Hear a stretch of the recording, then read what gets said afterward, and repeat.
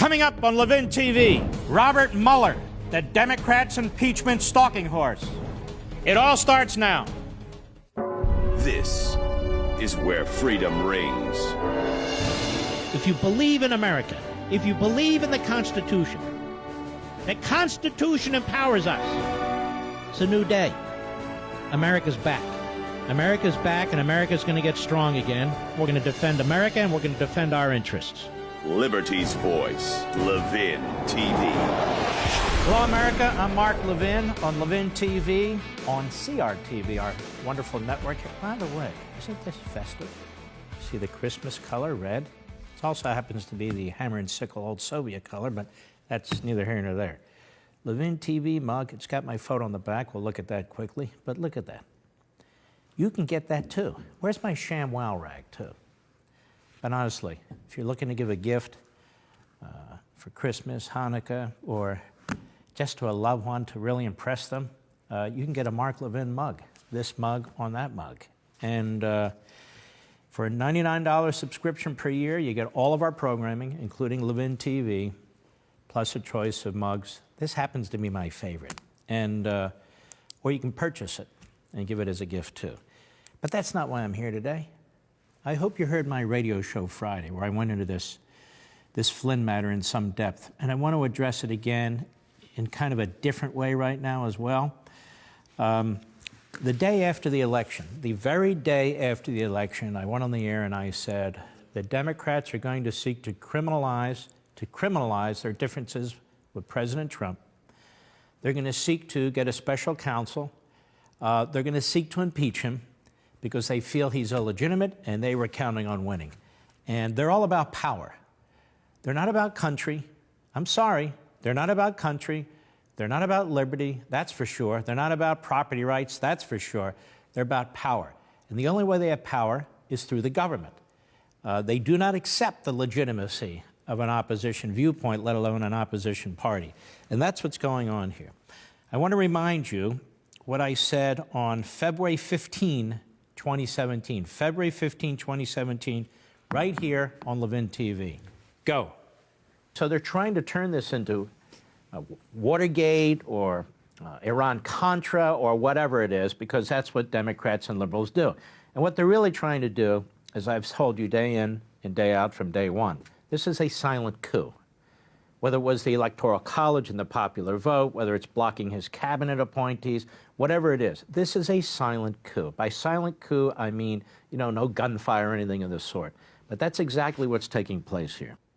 Yeah, it is a silent coup. I've been saying that since the beginning of his presidency. Again, challenging the legitimacy of the Electoral College, violence in the streets, violence on Inauguration Day, unleashing these investigative committees almost out of the starting block, Schumer and others demanding a special counsel on Russian collusion. And obviously there's no Russian collusion during the course of the election with the Trump campaign, because there have been no charges to that effect. No crimes related to that have been charged, as a matter of fact, with 16 hack investigators, more than half of whom have donated to Obama or Hillary Clinton. And you're not charging anybody on substantive crimes unless it's Manafort and Gates on crimes that they claim occurred years and years ago, having nothing to do with the campaign and nothing to do with collusion and the Russians. You're kind of revealing that you're on a hunt. You're on a hunt to do what? They're on a hunt to take out Trump. They're on a hunt to get Trump impeached. And again, I see that all over columnists today, all over news articles today. Well, this is where that whole notion of what's going on began, right here on LevinTV and on the radio, my radio program. Now, on June 15, 2017, I reiterated the point, what this was about: impeachment. They want to impeach Trump, and this is how they hope to do it. Mueller and the claim of obstruction. Check this out from June of this year. Go. Now we have a special counsel. There's absolutely no reason to have a special counsel, but it's something the Democrats want and something the Republicans capitulated to. The Deputy Attorney General of the United States, Rod Rosenstein, is a disgrace. Has no guts. He buckled to the politics. There was absolutely no justification for what he did. None. So now we have this roving prosecutor whose subject of investigation is whatever subject he decides to investigate, whatever matter he decides to investigate. It's as broad as he chooses to make it. Now, is that what constitutional government is about, ladies and gentlemen? We now have a federal prosecutor, independent of every branch of the federal government, who has as his objective to take down the President of the United States. And he has quickly moved to hire the most left-wing Democrat fellow prosecutors he can, with record of large contributions to left-wing Democrats. And they're already leaking. They're already leaking. That they are focused on obstruction of justice charges against the President of the United States. Now, I happen to know, as a matter of fact, the Department of Justice has another legal memorandum from my own experience there, which states, from the perspective of the Department of Justice, you can't indict a sitting president. Now, I happen to think that's wrong, by the way, but it doesn't matter if I think it's wrong. That is the formal institutional position of the United States Department of Justice, Republican or Democrat. So why would they be investigating the President of the United States for obstruction of justice when, number one, it's an impossibility in this case, since he has the constitutional power to fire any inferior officer for any reason? And number two, the facts, even if he didn't have that power, simply do not justify it. If that's the purpose of the special counsel's investigation, among others, and if it is the official position of the Department of Justice that you cannot indict a sitting president, then you know what Robert Mueller's doing? Do you know, Mr. Producer? He's going to write a report one day. You'll read this at National Review in 3 months. Stick with me. He's going to write a report one day. Stop. And you just read it in National Review, June, July, August, September, October, November, 5.5 months later. Anyway, go ahead. Which he knows, which Comey knows, which Schumer knows, and they're all friends, those three. They're all tight. Will be used as the basis for impeachment if they can win the House of Representatives. Mr. Mueller may be investigating individuals and so forth, but his purpose for being unleashed against the President of the United States is to make the case for impeachment, not indictment. This is very, very important to understand. This is why the Democrats are so enthusiastic about him in particular and about that position, and why they want it as broad as possible.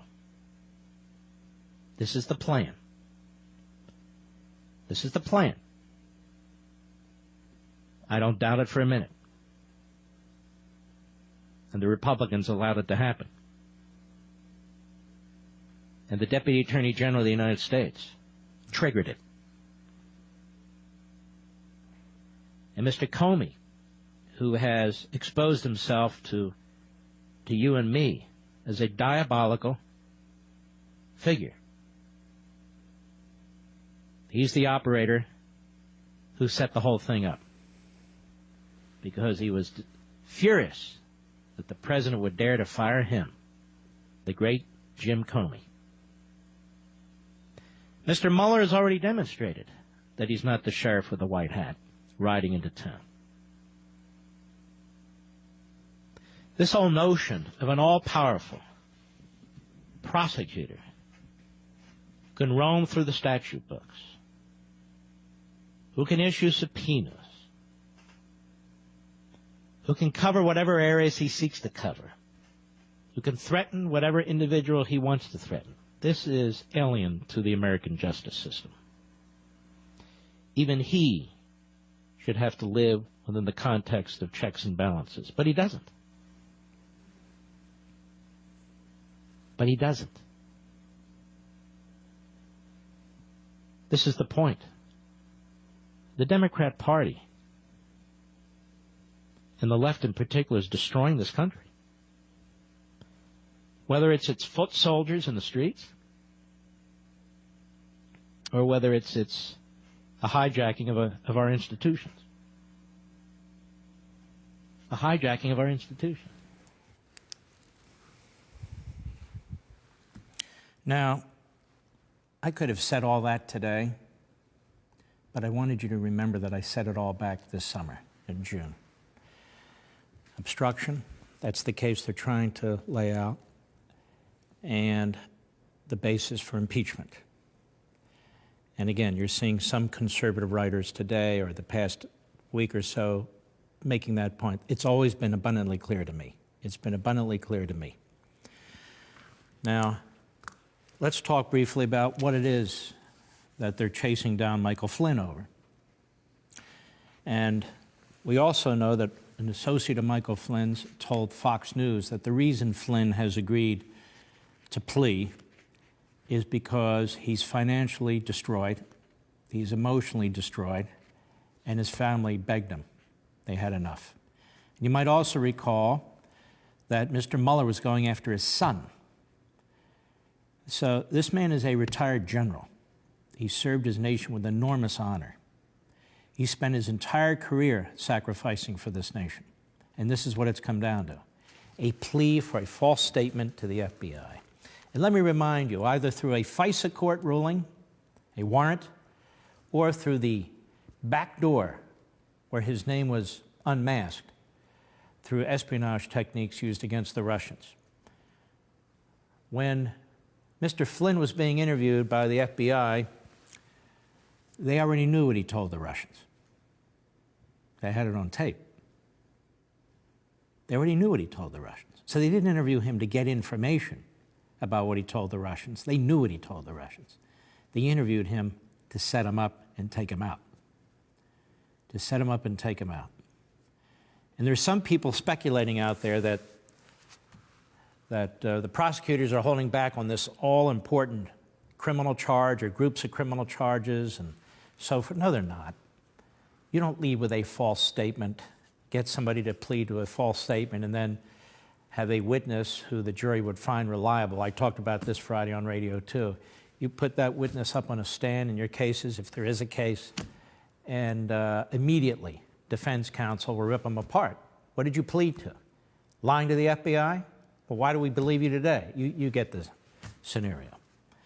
And if, in fact, they had something related to collusion during the course of the campaign, they would lead with that in a plea deal, because that could bring, quote unquote, everything down around it, not a single charge and then a plea to a single false statement to the FBI.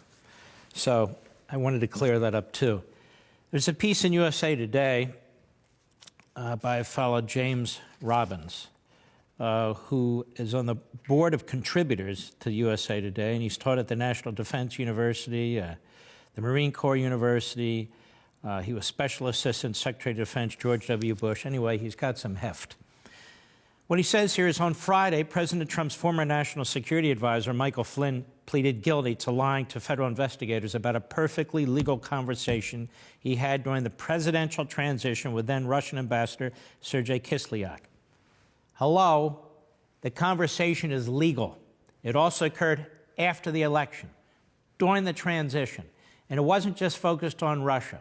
Flynn was apparently asked to contact a number of foreign governments. You have an incoming administration where the incoming administration is, number one, trying to figure out what's going on, and number two, relaying its positions on policies. Because after all, the conversation occurred, I believe it was December 29th, where we're going to have a new president in 3 weeks. Moreover, Barack Obama, on the way out the door, was trying to screw Israel in a way Israel has never been attacked before, certainly not by us, an ally. And the Trump incoming administration wanted to make it abundantly clear that they strongly disagree with what Obama was doing. Again, nothing illegal about it whatsoever. Oh, the Logan Act, passed in 1799 and used never. Hello? Never. Zero.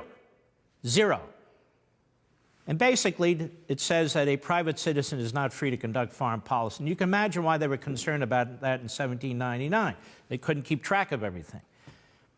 But Mr. Flynn was hardly a private citizen. He was the incoming national security advisor to the president-elect. So that whole thing is a preposterous argument, and yet I have no doubt that the Democrats and Mr. Mueller may be hanging their hat on that as a way of, again, claiming obstruction and improprieties that don't exist. As I said in June, a president of the United States is free to fire any subordinate. He is in the Constitution. The subordinates are not. He is free to fire any subordinate for any reason. It's not possible to be obstruction of justice when you're complying with your constitutional responsibilities. Moreover, as I've said 1,000 times, 1 second before Trump fired Comey, the Democrats were howling like a bunch of hyenas demanding that Comey be fired.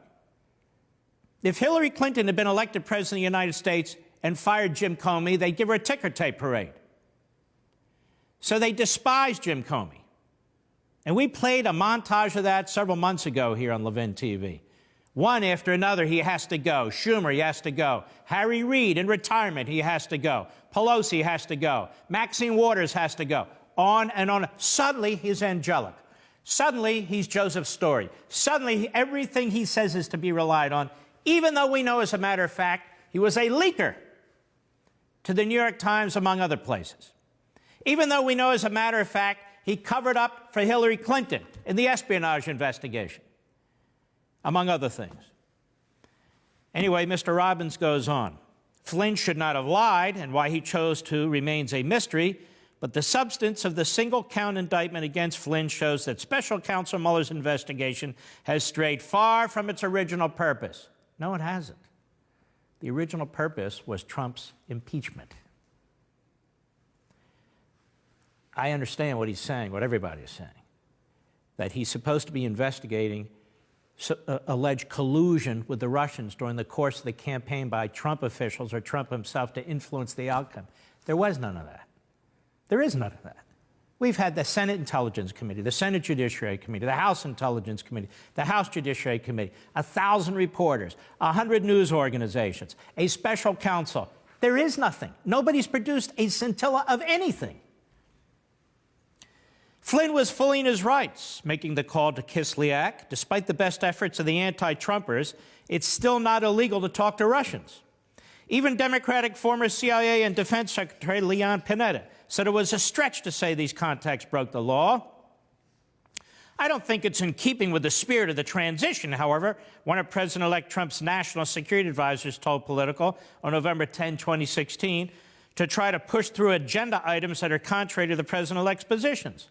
So in other words, they were concerned that it was Obama at the last second, knowing that Hillary wouldn't be president of the United States, who was trying to enshrine his policies and project them onto the incoming president. That, to me, is the real unethical activity that was taking place. The Trump transition team feared for good reason that the lame duck Obama administration was poisoning the well with Russia and pursuing spiteful anti-Israel policies on the way out the door. Trump asked Flynn, his soon-to-be national security advisor, to open a semi-official channel to Russia through its ambassador. We're not sure if it's Trump or one of his surrogates, but it really doesn't matter, to discuss future cooperative efforts against the Islamic State and the UN vote on an anti-Israel resolution. As lawyer Alan Dershowitz argued, not only was that request not criminal, it was the right thing to do. The phone call to Kislyak, the Russian ambassador, and any other such contacts with foreign officials should be viewed in that context. This was not, for example, on the level of colluding with shadowy Russian intelligence contacts to create disinformation to try and swing the election, as the authors of the Clinton-connected Trump smear dossier did, Fusion GPS. There was ample precedent for the president-elect to put out feelers to foreign leaders. A memo from the Podesta files released by WikiLeaks shows that the Obama team had planned for the president-elect and senior officials, this is a quote, to begin confidential policy consultations with key actors in the U.S. and abroad between Thanksgiving and Inauguration Day. Obama also openly used emissaries and go-betweens to meet with foreign leaders during his transition.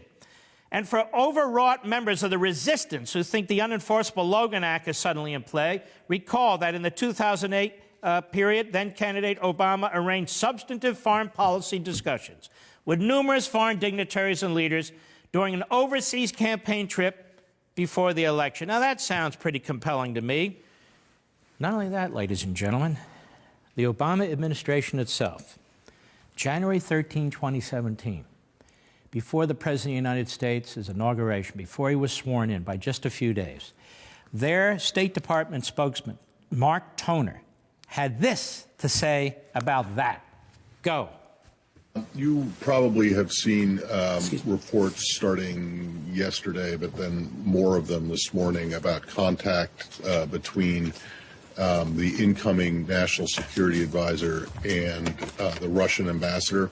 I'm just wondering, from the State Department's point of view, is this something that's of concern at all, or I'll just leave it there and then follow up? Again, not necessarily. I've seen the reports. I don't think they've been confirmed or corroborated yet. Stop. But the reason you said that is somebody leaked the information. There was, they were surveilling the Russian ambassador, and they picked up a conversation with Mike Flynn and the Russian ambassador, and it was leaked to the media. So somebody committed a felony because of that surveillance occurred, and either that resulted from the unmasking of Flynn by one of the Obama officials, or as part of the warrant that the FISA court issued in October. So one of the two ways, but leaking it is a felony because that information is classified. That's why he's saying it hasn't been confirmed yet, but that's not even the point. Go ahead. you know, that's as he's part of the transition team. That's really for them to speak to and how they are engaging. I mean, the president-elect is also engaged on his own with many world leaders. So I don't want to speculate, and I don't want to. There's nothing. This building doesn't see anything necessarily, inappropriate about contact between members of the incoming administration and foreign officials, no matter what country they're from. No. Right? No. And again, this has been ongoing. I mean, we stand ready if they want to work through the State Department to contact some of these individuals, but we have no comment or no problem with them doing such on their own. Wow, imagine that. That's a statement of fact, a statement of the obvious, a statement the media, however, will not, resolutely report to the American people when this is brought up repeatedly by the Democrats and, of course, the media themselves. There's nothing wrong with the context whatsoever. So there's nothing wrong with the context whatsoever. They occurred after the election. They occurred just prior to the President Trump's inauguration and swearing in. So it didn't occur during the election. Couldn't have been collusion about the election. Couldn't have been collusion with the Russians about the election to influence the election based on the timeline itself and the fact of the communication. Nothing inappropriate about that. They already knew all that, and they already knew what Flynn had told the Russians or what they discussed, and he's not being charged or was not charged with anything substantive based on his discussions with the Russians, nothing whatsoever. It's that when he was interviewed by the FBI, he said something or denied something that he shouldn't have denied. It was misleading, if not an outright lie, according to the FBI, according to the prosecutors. So what is this? If we didn't have a special counsel, he wouldn't have been charged with anything because he wouldn't have done anything. This is what they mean by process crime. A perjury is a process crime. False statements, 18 United States Code 1001, is a process crime. Obstruction is a process crime. Suborning perjury is a process crime. What I'm saying is, if Special Counsel Mueller didn't exist, Mr. Flynn wouldn't have had to plead to anything. He wouldn't have done anything wrong. Wouldn't have done anything wrong. And I still don't know why he does exist, since the argument for his existence in the first place was to investigate collusion with the Russians during the election that influenced the election. He's brought 4 cases so far, Mr. Manafort and Mr. Gates, on matters that have not only nothing to do with the election, nothing to do with collusion, but occurred years before, or involved their failure to report as foreign agents, which is never charged, but it was in this case. Mr. Papadopoulos, another false statement about a meeting he held or meetings that he sought to hold. Big deal. Again, perfectly legal. And now we have Flynn, another process crime. One count. That's the best they could do. And you got to feel for the guy. I feel for the guy because it's obvious he fought them and fought them and fought them and fought them, but he went broke. As a matter of fact, there was one report he's selling his house. He has nothing left. And the family can't take it anymore. So he's probably falling on a sword for his family. He has to come out from under somehow, some way. These are mob tactics that are being used against these men. To what end? To remove Trump from office.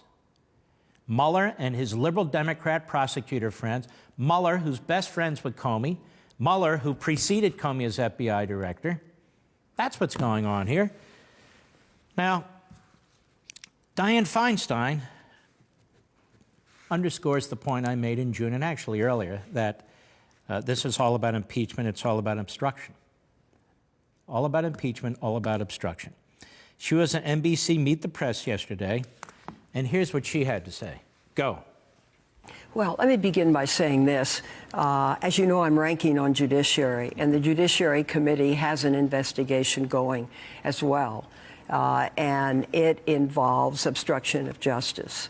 And I think what we're beginning to see is the putting together of... Stop a second. The Senate Judiciary Committee is investigating obstruction of justice. The Senate Judiciary Committee is not a criminal investigative organization. The Senate Judiciary Committee doesn't have the tools to undertake such an investigation. The Senate Judiciary Committee is an oversight committee. It's a legislative committee. They're doing an investigation of obstruction, even under the impeachment clause of the Constitution. It is the Senate that awaits any impeachment charges from the House. It's where the trial takes place in the United States Senate. So if that, in fact, is what the Senate Judiciary Committee is doing, it's incredibly inappropriate. Now, I don't know if she speaks for the Senate Judiciary Committee. I doubt it. I doubt she speaks for Senator Grassley, the chairman, but she just claimed to. She said what the committee is doing is they're undertaking an obstruction of justice investigation. So you know what she's doing. She's doing what I said she's doing and the Democrats are doing. They're trying to lay the predicate or the pretext for impeachment. Go ahead. Case of obstruction of justice. I think we see this in the indictments, the 4 indictments and pleas that have just taken place. All right, let's stop there. You don't see that. Look, Manafort and Gates, how do you see obstruction of justice there? Obstruction of justice there, that involves taxes, the movement of money, the failure to report as foreign agents. And I don't know that they're guilty of anything. Remember, we just had what the prosecutor said, and they're fighting it. They've gone broke. They're losing everything they ever all the assets they ever put together, but they're fighting it. So how does that show obstruction of justice? In the case of the former general, how does that show obstruction of justice? He falsely spoke to the FBI. He. And we'll see if somebody else did. That's fine, too. But how is that obstruction of justice against the president? Well, the case they're going to make is, look at all these people around him lying, and then they'll try and take some public comments he may have made during the course of the campaign, and then they're going to claim that Comey, comes back to Comey, that he fired Comey to obstruct the investigation, which was never obstructed, which the deputy FBI director at the time, the acting FBI director when Comey was fired, said that no, no resources have been stopped. They have the resources they need. And of course, as a matter of fact, it hasn't been stopped because what Trump could have said is, I order you to stop. That never happened either. Go ahead. Some of the comments that are being made, I see it in the hyper-frenetic attitude of the White House, the comments every day, the continual tweets, and I see it most importantly in what happened with the firing of Director Comey. There you go. And it is my belief that that is directly because he did not agree to lift the cloud of the Russia investigation. Now, stop right there. So this is where they're headed. I'm telling you, it wasn't hard to predict. So the firing of James Comey, who they wanted fired, is the basis for the obstruction of justice. And they're going to build everything around that. That's what Mueller's doing. That's what Comey wanted. You're not allowed to fire Comey according to Comey. And that's what Comey wanted. And he got the special counsel. He said this, he wanted a special counsel. They got their special counsel, and that's what's taking place. It's no longer about Russian collusion. It's no longer about the campaign. It's about taking out the president on process arguments. Taking out the president on process arguments. Well, maybe he didn't know what he was trying to cover up. Maybe he didn't know what he was trying to obstruct, but he did. And that's bad enough. And that's bad for the country. And that's unjust. And when people hear obstruction and stuff like that, it's very uncomplicated, right? Oh, he obstructed an investigation. We can't have a president who does that. The other thing they're trying to do is paralyze his administration. Now, everybody around him scared to death to talk to the FBI and to drag down his numbers. Even though the economy's doing much better, even though they just passed or will pass this tax bill, which I strongly oppose, but a lot of people support, even though he's confronting the North Koreans and the Iranians, and I believe he will name Jerusalem to be the capital of Israel. He's doing all these things that are really remarkable, really important, solid things that he's doing. His negatives are through the roof. And you can't tell me it's just because people don't like what he tweets. It is a drumbeat day in and day out by the media. It is a drumbeat day in and day out by people like Feinstein. And it is fed by the special counsel who sees exactly what's going on, which is exactly why he hired all these liberal Democrat prosecutors who openly donated to the Clinton and Obama campaigns. Now, circling back to that point, something else we learned. We learned it in the New York Times and we learned it in the Washington Post. But here from the New York Times, Mueller removed top agent in Russia inquiry over possible anti-Trump texts. Let me get into this. Special counsel Mueller removed a top FBI agent this summer, from his investigation into Russian election meddling after the Justice Department's Inspector General began examining whether the agent had sent text messages that expressed anti-Trump political views, according to 3 people briefed on the matter. The agent, Peter Zarzak,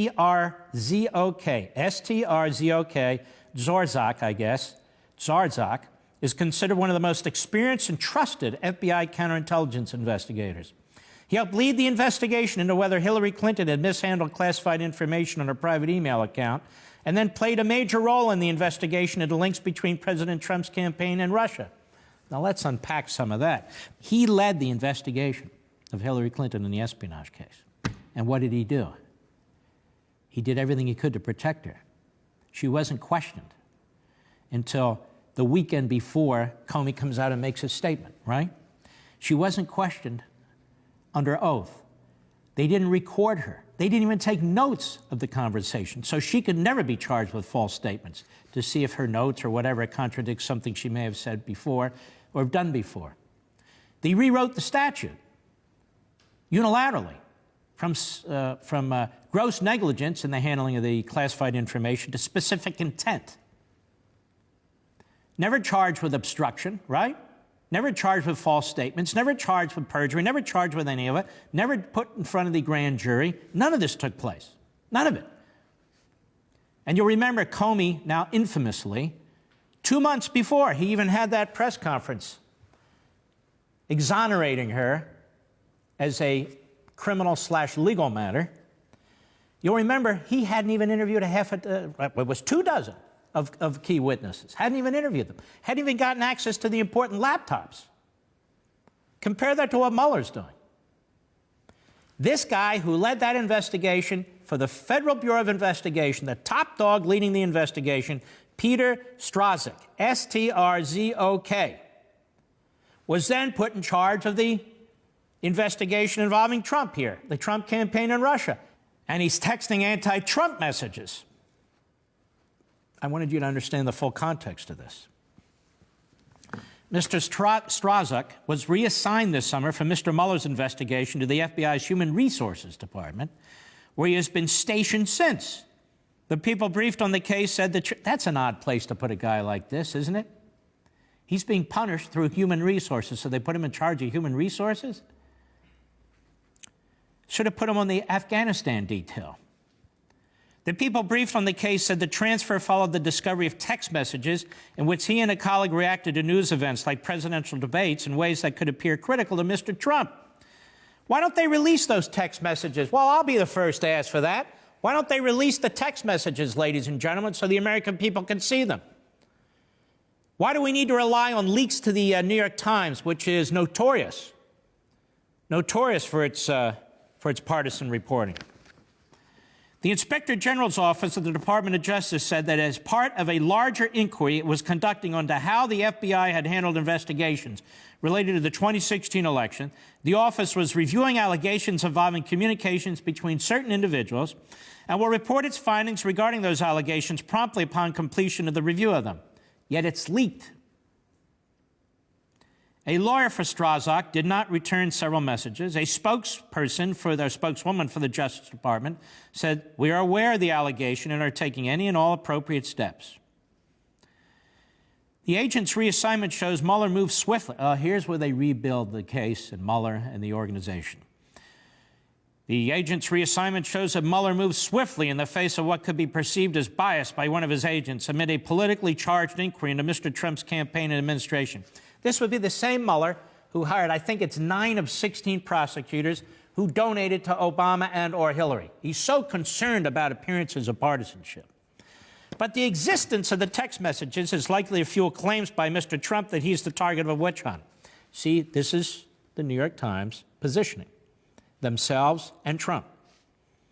The discovery of the text messages came at a crucial moment in Mueller's investigation.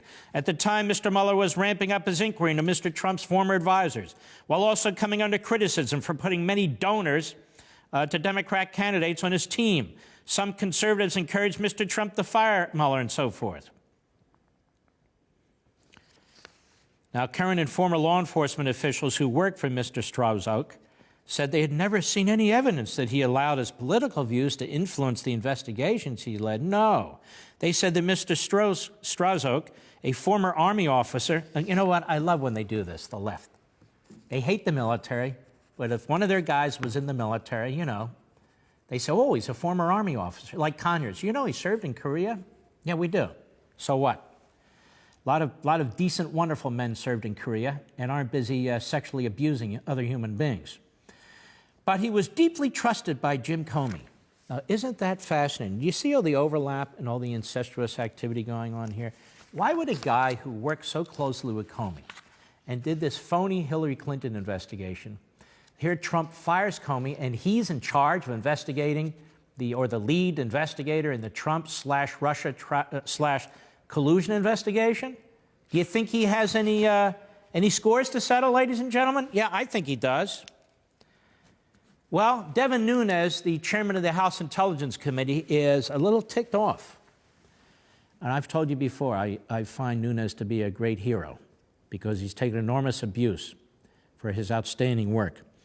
And Byron York at the Washington Examiner, he says, House Intelligence Committee Chairman Devin Nunes has issued an angry demand to the FBI and Department of Justice to explain why they kept the committee in the dark of the reason Special Counsel Mueller kicked a key supervising FBI agent off the Trump-Russia investigation. Stories in both the Washington Post and New York Times on Saturday reported that Peter Strazuk, who played a key role in the original FBI investigation into the Trump-Russia matter, and then a key role in Mueller's investigation, and who earlier had played an equally critical role in the FBI's Hillary Clinton email investigation, was reassigned out of the Mueller office because of anti-Trump texts he exchanged with a top FBI lawyer, Lisa Page, with whom he was having an extramarital affair. Oh, but he served in the Army.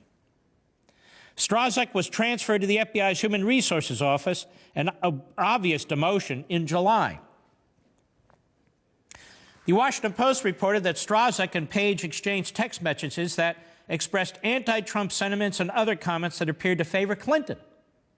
So he just finishes investigating Clinton. No problem there, no taping, no notes. Bring her in. We'll talk to her 2 or 3 hours. No sweat, no grand jury, no pressure, none of that stuff. And then he's trashing Trump. Word of the messages and the affair were news to Nunes, even though the committee had issued a subpoena that covered information about Strzok's demotion more than 3 months ago. The committee's broadly worded subpoena for information related to the so-called Trump dossier went to the FBI and DOJ on August 24. In follow-up conversations on the scope of the subpoena, committee staff told the FBI and DOJ that it included information on the circumstances of the agent's reassignment. On October 11, Nunes met with Deputy Attorney General Rod Rosenstein. In that meeting, Nunes specifically discussed the committee's request for information about Strzok. In an October 31 committee staff meeting with the FBI, Bureau officials refused a request for information about Strzok. On November 20, the committee again requested an interview with Strzok. 3 days earlier, on November 17, Strzok met with the Senate Intelligence Committee. On November 29, Nunes again spoke to Deputy Attorney General Rosenstein and again discussed Strzok. On December 1, the committee again requested to speak with Strzok. After each occasion, the FBI and Department of Justice did nothing. Now, in what appears to be an orchestrated leak, both the Washington Post and New York Times published the reason for his demotion, along with concerns that the revelation might help President Trump. Well, yes, it will be of concern to Trump's defenders and to defenders of fair investigations generally that such an important figure in both the Clinton and Trump probes privately expressed bias. It will be important for investigators and the public to see Strzok's and Page's texts, yes, to assess the extent of the problem. But in any event, Nunes is extremely unhappy, not only with the revelation of the bias, but with the FBI's resistance. By hiding from Congress and from the American people documented political bias by a key FBI head investigator for both the Russia collusion probe and the Clinton email investigation, the FBI and DOJ engaged in a willful attempt to thwart Congress's constitutional oversight responsibility. Well, Chairman Nunes, Senator Feinstein in the other body, in the Senate, on the Senate Judiciary Committee, she said they're conducting an obstruction investigation. Not interested in this stuff. Now, this just gets into the way of what they're trying to accomplish. To add insult to injury, at just the moment the leaked stories appeared, the Justice Department, out of the blue, notified Nunes that it would meet with some of the committee's demands for information it had been refusing for months. Of course, that didn't make the chairman happy, and now he's looking at possible contempt for the Deputy Attorney General and the FBI Director, and I certainly don't blame him because what they've done is contemptuous. The President said over the weekend, he tweeted that the FBI has lost its credibility, or words to that effect. Immediately into the breach jumped Eric Holder, who has no credibility whatsoever, to say, no, the FBI's credibility, it's the President who doesn't have credibility. Others have jumped to the FBI's defense, saying these are hardworking men and women who protect us. We're not talking about the hardworking men and women of the FBI. I don't think the President is. I'm certainly not. We're talking about the political hacks at the top of the FBI. Like Mr. McCabe, the Deputy FBI Director, whose wife ran for a state Senate position in Virginia and received over $500,000 in support through organizations backed by Terry McAuliffe, the bag man for the Clintons, the Democrat governor. Mr. McCabe should have recused himself. He did not. We're talking about Fusion GPS and how senior officials at the FBI, perhaps even Comey, I believe, used that report as a basis to get a FISA warrant, and even tried to engage Mr. Steele, Christopher Steele, the ex-British intelligence officer, who used, among others, contacts in the Kremlin to write a smear report that was paid for ultimately by Hillary Clinton's campaign in the DNC. What was the role of the FBI in that? We're talking about high-level leaks, both from Mr. Mueller's operation and perhaps from the FBI that would have this information that Mr. Mueller has before actions are even taken in court. The day before, 2 days before, names are leaked, actions are leaked. It's leaking like a sieve. Well, who else would be leaking but the people who control the sieve? And I could go on and on about the tawdry contract that's taking place, right? But how dare the President of the United States mention this? The entire Watergate scandal was fed to Woodward and Bernstein in the Washington Post by the then Deputy FBI Director.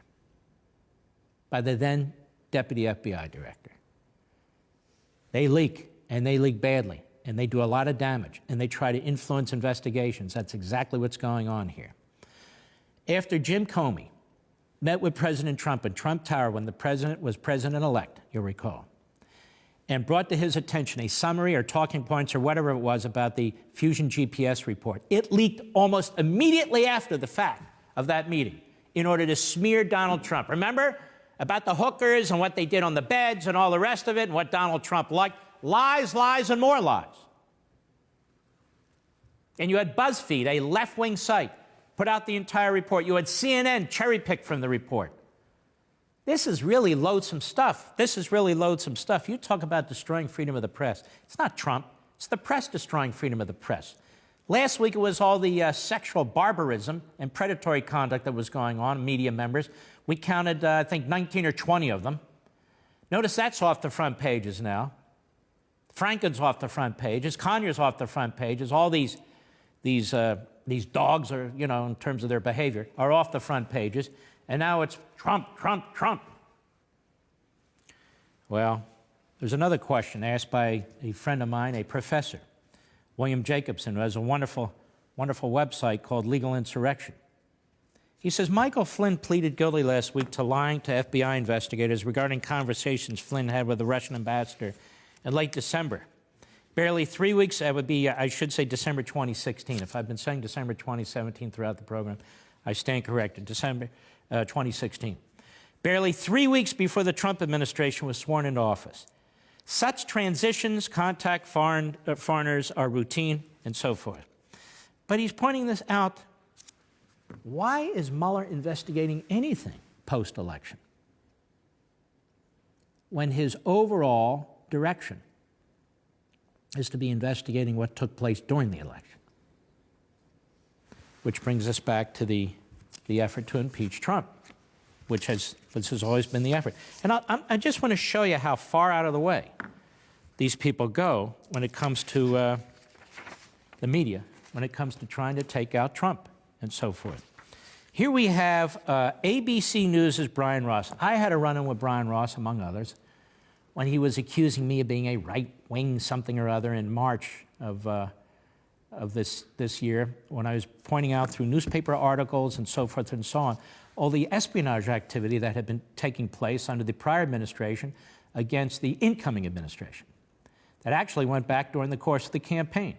And I was using their articles. You remember this. You can go back and check it. You know, I was on Fox as well, on the radio as well, talking about this at length.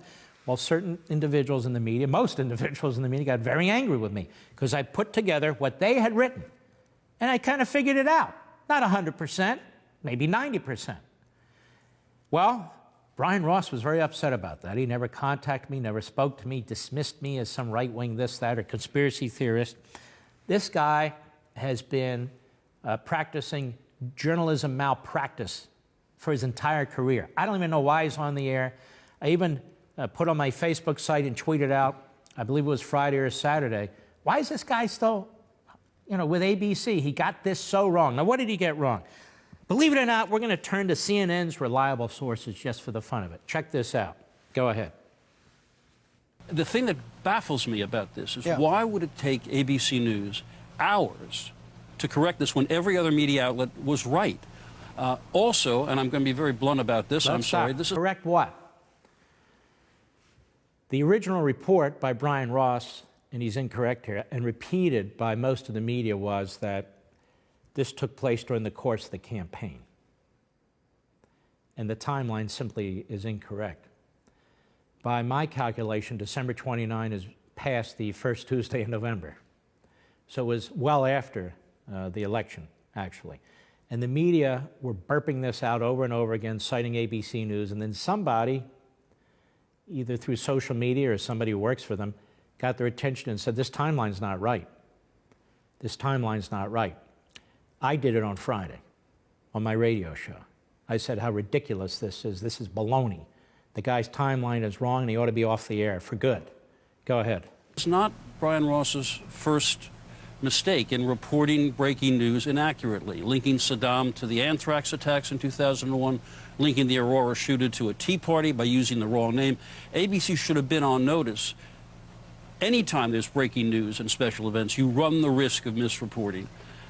having anchored at CNN a report about nerve gas in Laos that turned out to be unsupportable, having to apologize. Mistakes are made. I've heard from people inside ABC that after 4 weeks, they're still not really certain, you know, can he come back, and is he, when he reports something, is it going to be seen as credible from now on? There's a lot of uncertainty about that. And inside ABC, too, when I was talking to people yesterday, they're very embarrassed, and there's also frustration that he was allowed to go to air with this report. It should have gone through some sort of vetting. It seems it didn't, and it's even particularly bad here because his track record's not very good. He's had several high-profile mistakes, and he went to air with an explosive report that caused the market to tank based on a single anonymous source that ended up being, you know, not correct. Here we have the media, the left-wing media reporting on the left-wing media. Never thought I'd live to see that. Let's look at some of the tweets that were taking place at the time. December 1st, here's ABC's news correction. Go ahead and bring them up. Correction of ABC News special report. Flynn prepared to testify that President-elect Donald Trump directed him to make contact with the Russians during the transition, initially as a way to work together. Correction. During a live special report, ABC News reported that a confidant of Lieutenant General Michael Flynn said Flynn was prepared to testify. Okay, next. ABC News statement on Mike Flynn. We deeply regret and apologize for the serious error we made yesterday. The reporting conveyed by Brian Ross during the special report not been fully vetted through our editorial standards process. They have one. As a result of our continued reporting over the next several hours, ultimately we determined the information was wrong. We corrected the mistake on the air. Hours and hours later, it's vital we get the story right and retain the trust we have built with our audience. You don't have any. Brian Ross will be suspended for 4 weeks without pay. He should be fired. Next. Brian Ross. My job is to hold people accountable, and that's why I agree with being held accountable myself. Wow. Next. President. Congratulations to ABC News for suspending Brian Ross for his horrendously inaccurate and dishonest report on the Russia witch hunt. More networks and papers should do the same with their fake news. Next. People who lost money when the stock market went down 350 points based on the false and dishonest reporting of Brian Ross of ABC News. He's been suspended. Should consider hiring a lawyer and suing ABC for the damages this bad reporting has caused, many millions of dollars. Well, it has been a terrible, terrible thing. Now, where are we with all this? We are exactly where we began. You heard Feinstein. You've seen the media in action. You've heard what I had to say about obstruction. This stuff they did to retired Lieutenant General Michael Flynn, this is Mickey Mouse stuff. Mickey Mouse stuff. I should have reminded you, and I'll remind you now, that Jim Comey had been asked about this when he was still FBI director in a closed-door session with the Committee of Congress, according to Brett Baer, who reported this through Catherine Herridge over the weekend. And Comey and his FBI guys decided that Flynn's comments were not intentional. He didn't mean to mislead the FBI, so they didn't bring any charges. But Mueller did. Because remember, back then, Comey was still FBI director. It wasn't about getting even with Trump till after he was fired. You know, one day what's going to be written about this story, it's early yet, but what's going to be written, we have enough here, is that we have rogue elements within the Justice Department and the FBI, rogue elements in the U.S. attorney world, too. The vast majority of whom are wonderful, wonderful, honorable, hardworking, patriotic Americans. But like any other organization, we have rogue elements here who have enormous power to seek, target, and destroy. That's what Robert Mueller is doing. He is on a hate mission. He is on a hate mission. Well, Mark, he got rid of that head of the FBI. Yeah, because the guy, he let it out of the bag that they were partisan. You don't hire 9, 10, 11 people out of your 16 prosecutors who are known to be partisans through their contributions. You want to make sure your office looks squeaky clean, but he wanted them because he felt these were the most ruthless hacks he could hire.